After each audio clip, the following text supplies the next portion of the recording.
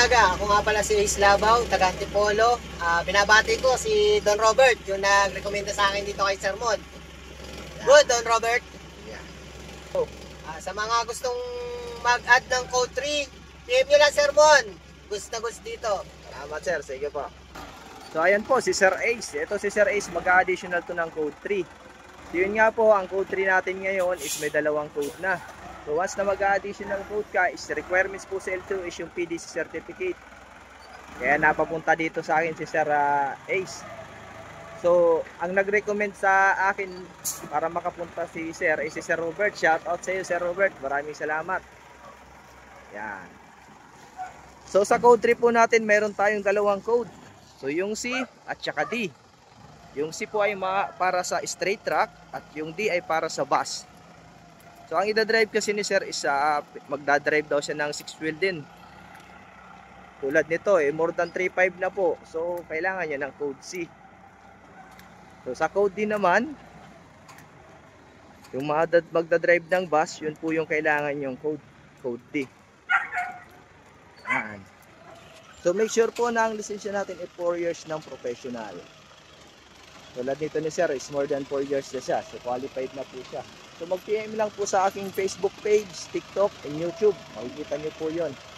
Search nyo lang yung PDC by Sermon. Yan. So mga nagpapa-shoutout. Shoutout kay Sir Noel Cavalin.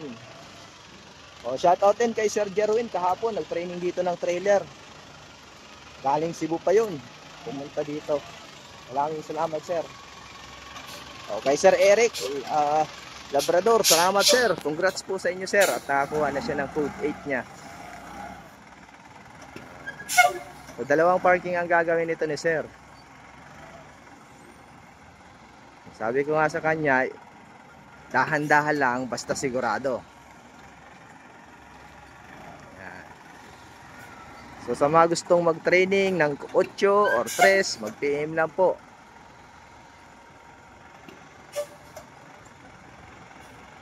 Okay, ayos naman yung... Oh. Okay, so parallel parking naman. So mahalaga po sa nag-a-additional code yung portal natin. So kung bago na yung code nyo, double check nyo yung lisensya nyo. And then pag pupunta kayo, kailangan may LTO portal po, yung LTMS client number.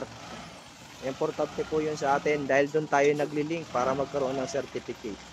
So sa may mga bagong code, nasa resibo nyo minsan yun, or pag nagpunta kayo ng LTO, kailangan tanungin nyo sila yung password nyo kasi minsan ginagawan lang.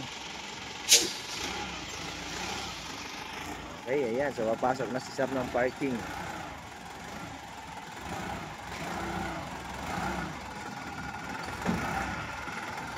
Yun.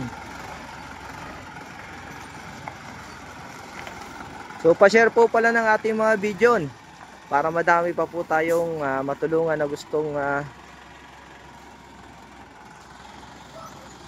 mag-code 3 at mag-code 8. Sa code 8 po natin, make sure na may 1, 2, 3 kayo. Yan, sige.